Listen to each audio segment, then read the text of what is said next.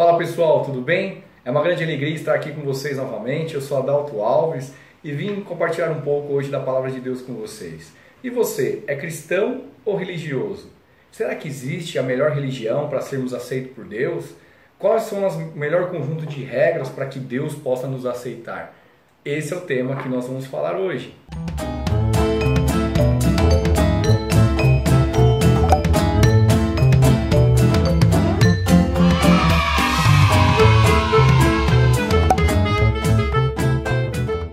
Para falar desse tema, eu vou compartilhar um pouco da Palavra de Deus que está no livro de Mateus, no capítulo 23, no verso 5, que diz assim: praticam, porém, todas as suas obras com o fim de serem vistos dos homens, pois alargam seus filactérios e alongam as suas franjas. Aqui, Jesus estava chamando a atenção sobre a religiosidade, aonde os homens da época colocavam umas caixinhas de pele que tinham versículos específicos do Antigo Testamento, da Torá, que eles colocavam amarrados aqui no meio dos olhos e colocavam amarrados também no braço esquerdo e usavam franjas nas suas vestes com sinal de religiosidades, como que eles seguiam as regras de Moisés.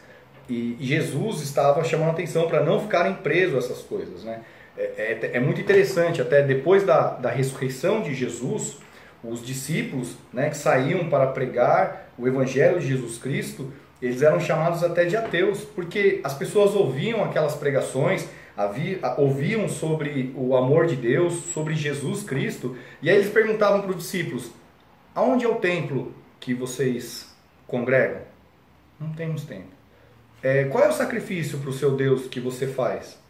Não, nós não sacrificamos, porque o último sacrifício foi Jesus Cristo na cruz. Então, muitas pessoas chamavam os discípulos de Jesus naquela época até de ateus, porque eles não entendiam, que eles não tinham essa religiosidade, né? Essa doutrina que o homem coloca, essa religiosidade, dizendo assim: existe um conjunto de regras para Deus te aceitar. E toda religião vai ensinar um conjunto de regras que, segundo eles, é a forma de ser aceito por Deus. Então você tem que se vestir de tal forma, a cor da roupa lá no culto tem que ser de tal forma, você precisa orar ajoelhado, virado para tal lugar, usar tal amuleto, você precisa ter isso em casa para que Deus possa te enxergar. Então toda religião vai ensinar uma série de regras que as pessoas acabam acreditando que aquilo é necessário para ser aceito por Deus. Mas Paulo, lá no livro de Tito, no capítulo 2, ele nos ensina que nós fomos salvos pela graça, pela misericórdia de Deus. E a graça que nos traz santidade. O que é santidade? Santidade significa viver em separado. Separado do quê? Das paixões mundanas. O que é as paixões mundanas? Aquelas coisas que nos afastam da presença de Deus. Aquilo que não convém que nós façamos, né? Lá no livro de Coríntios diz que todas as coisas são lícitas, mas nem todas nos convém fazer, né? É lícito um homem maior de 18 anos ver pornografia, não é crime, mas convém ele ver pornografia, ou a mulher ver pornografia? Não convém. Então todas as coisas são lícitas, mas nem todas as coisas nos convêm. E quando nós somos salvos pela graça, a graça nos ensina a viver em santidade e revela que nós andemos no caminho do Senhor. Não andar em santidade não é o problema. Não andar em santidade revela o problema. Porque quando você não anda em santidade, é porque você não está em Cristo Jesus. Porque a própria Bíblia diz que a fé sem obras é morta. Porque a fé te impulsiona a fazer obras. Então, sem obras quer dizer que a fé é morta. Então, muitas vezes as pessoas acham que fazer obra é adotar uma criança, é visitar o asilo, é fazer caridade. Também é, mas o mais importante, a obra, que é mais importante que nós façamos, é cuidar do templo do Espírito Santo, que somos nós mesmos. O homem é o templo do Espírito Santo. Então nós temos que cuidar de nós, do nosso coração. Como está o nosso templo? Ele está limpo? Ele está pronto para a habitação do Espírito Santo de Deus? As coisas qual eu me alimento pelo olhar, pelo ouvir, pelo falar, meu templo está limpo? É digno de receber a presença de Deus? Então a primeira obra que nós revelamos, e ali quando as pessoas, você olha para aquela pessoa, você fala, realmente aquela pessoa tem fé, porque você vê as obras daquela pessoa. E quando você não vê as obras, não existe fé. Então nós fomos salvos pela graça, e não existe um conjunto de regras a qual Deus vai nos aceitar. Ele já nos aceitou. Jesus já morreu por nós. O que Jesus espera por nós é que nós vivamos em santidades.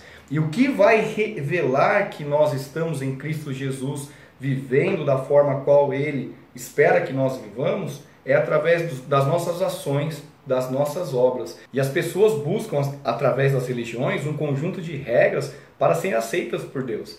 Então ela vai lá numa religião e acredita que se ela jejuar, Deus vai aceitar ela. Se ela buscar um dom espiritual, falar em variedade de línguas, ela vai ser aceita por Deus. E aí tem duas consequências. A primeira, quando ela não consegue, ela acha que ela não tem capacidade para que Deus aceite ela, que ela acha que pelas obras dela, Deus vai aceitá-la, e aí cada vez mais ela se afasta da presença de Deus. Ou quando ela consegue, que ela se sente orgulhosa porque ela conseguiu e outras pessoas não. E eu mesmo passei por isso, preso à religião. E eu via muitos pastores, muitos irmãos, pessoas recém-convertidas, falando em variedade de línguas. E eu buscava aquilo e eu não conseguia. E eu orava, jejuava, subia no monte e jejuava com o propósito errado, porque não tinha ainda essa interpretação. Quem não sabe o propósito ainda correto do jejum, vai lá no canal da Cris, no playlist devocional, que tem lá um vídeo explicando sobre jejum.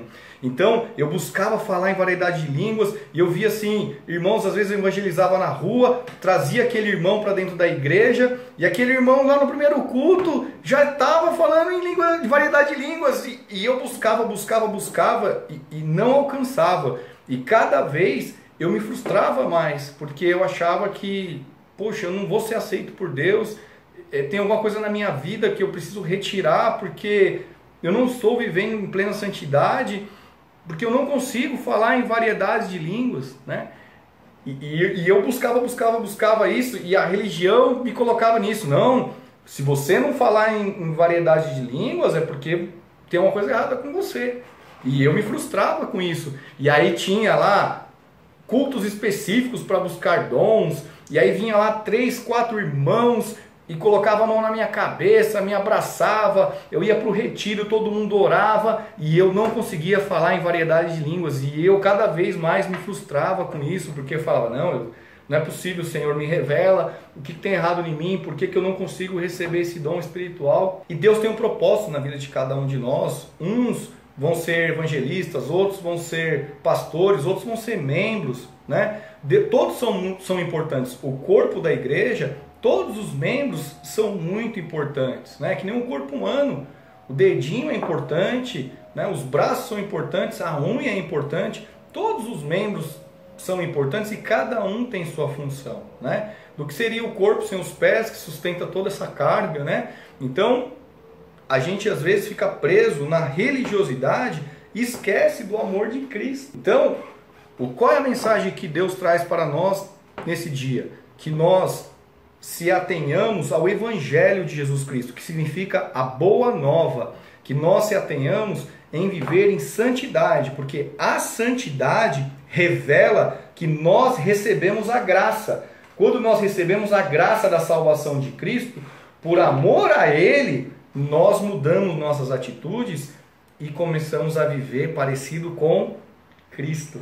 Foi o que nós falamos aí no último vídeo, que a oração do Marcelo Rezende, que é o título do vídeo lá, que diz assim: todas as coisas cooperam para o bem daqueles que amam a Deus. E o que é bem, né? Lá em Romanos 8, no versículo 29, o bem significa ser parecido com o primogênito do Senhor, Jesus Cristo.